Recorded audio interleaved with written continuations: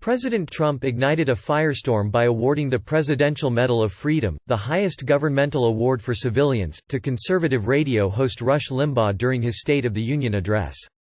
To many Americans, Limbaugh is a misogynistic, racist hatemonger who has contributed amply to our hyper-polarized political and media landscapes, the antithesis of someone who should be receiving the Medal of Freedom.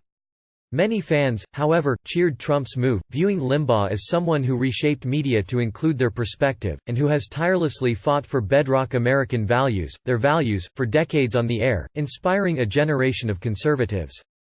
Both sides are right. Limbaugh has said countless abhorrent things about racial minorities, women, liberals, AIDS patients for which he apologized, Democrats, and individuals including a young Chelsea Clinton, Georgetown law student Sandra Fluke and actor Michael J. Fox.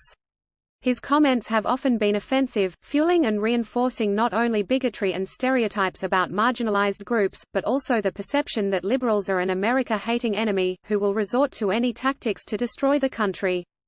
But through many of these comments he also gave Americans who felt marginalized, who believed norms had changed abruptly and without their consent, a voice. Limbaugh pioneered a new form of political media that reshaped radio and television, and paved the way for Donald Trump. Honoring him makes political sense for Trump, because it further embeds into the political landscape the values and tactics of division and diversion on which his presidency depends. On August 1, 1988, Limbaugh made radio history by launching his national radio show.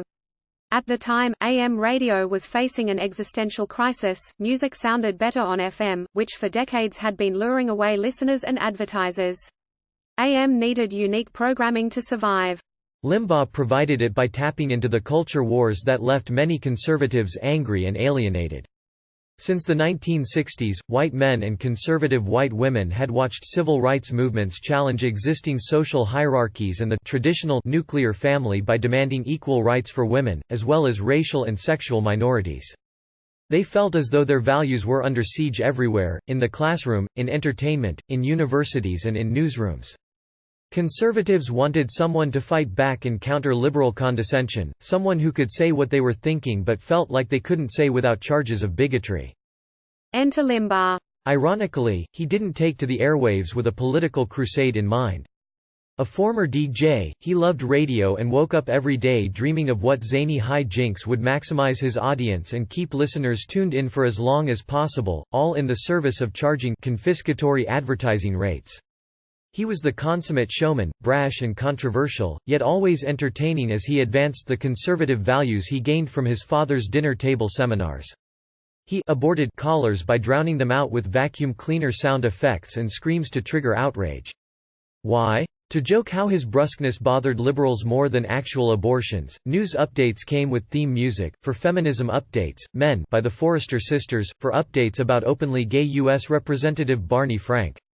My Boy Lollipop. He also used nicknames that mocked and maligned public figures, such as former House Speaker Fort Worthless Jim Wright from Fort Worth, or later calling Democratic presidential nominee John F. Kerry, Lurch Heinz Kerry, to mock both his stiffness and signify that his wife dominated him. Limbaugh remade all the rules of talk radio. Before him, the norm in talk radio, in the major markets where it existed, was local hosts who rarely aired their views, and whose programs centered around interviews and interesting callers, on a full range of topics. Limbaugh changed that, demonstrating that a market existed for edgy, boundary-pushing, nationally syndicated talk that centered around the host's opinion. Within a few years Limbaugh had shot to superstardom, broadcasting on hundreds of stations and reaching millions of listeners per week. In the early 1990s, restaurants even launched Rush Rooms, where people could come eat lunch and hear their favorite show. Limbaugh's success catalyzed a series of decisions by radio executives that, over the next decade, not only led to an explosion of talk radio, but also conservative radio, with most talk stations broadcasting all conservative political talk formats, mostly syndicated, by the early 2000s. Limbaugh also pioneered an infotainment model. Or as he put it on his 30th anniversary in national syndication, a lot of people have done it since, but it first happened here, the combination of a serious discussion, irreverent humor, the playing of rock and roll music. It's pioneering stuff, and was used to educate, to laugh, to create humor and also inform people of things I wanted them to know about the left. This model soon expanded to television, as it directly shaped Fox News. By the late 2000s, it also extended to conservative digital sites such as Red State, Breitbart and Town Hall, which would explode in number in the 2010s. Through these new media, Limbaugh's narrative about heroes on the right and villains on the left and in the mainstream media grew in its reach. Though often broadcasting on news outlets, talkers such as Sean Hannity, Mark Levin and Laura Ingraham were not journalists. Like Limbaugh, they were talk show hosts with a goal of putting on the best show possible. Fact-checking was far less important than connecting with the audience and arousing emotion. Nuance didn't sell, conflict did.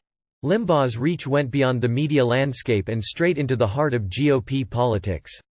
The types of conservatives who flocked to such programs were the very same Americans who showed up to vote in low-turnout primaries. That meant that, especially as the country became geographically polarized, with primaries becoming more important than general elections in many places, Republicans had to pay attention to their views, and the opinions espoused by the hosts and guests who helped inform those views. Thanks to the deep bond between hosts and listeners, talkers had real influence in congressional primaries with seismic and potentially dire consequences for the GOP. Why? Because talk radio elevated extreme voices on the right, such as Senator Ted Cruz (R. Tex) and Representative Jim Jordan (R. Ohio). They became the heroes in talk radio's story, which now targeted not only the left but also mainstream Republicans as villains. The result was a Republican Party that tacked far to the right, and that had a significantly greater appetite for political warfare. This made governance and addressing crucial issues much more difficult, especially under divided government. The party's most significant leaders became the hosts who conversed each day on the airwaves with the conservative base. And none was more important than Limbaugh. Republicans courted him, including both President Bush's, and of course, Trump. Criticism from Limbaugh could trigger phones ringing off the hook in Republican offices. Elected Republicans' leaders nervously monitored his program and routinely tried to share information with him.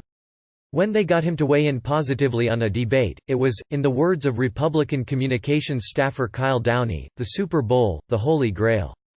But ratings were always his goal, not governing. And so Limbaugh often went absurdly far in trying to give voice to his audience's frustrations and in stoking outrage over liberal hypocrisy. Too often this meant using insensitive language, playing to stereotypes, spreading conspiracy theories and saying outright bigoted or cruel things, leading millions to view Limbaugh as a toxic hatemonger. He also bore significant responsibility for a politics and media that rewarded those who spoke in the most incendiary terms and for deepening the fractures in the country.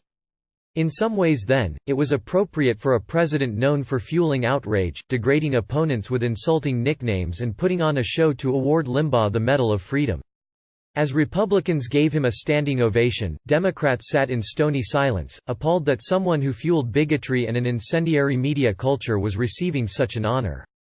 The spectacle was the perfect embodiment of Limbaugh's career and the politics, media, and president he helped create.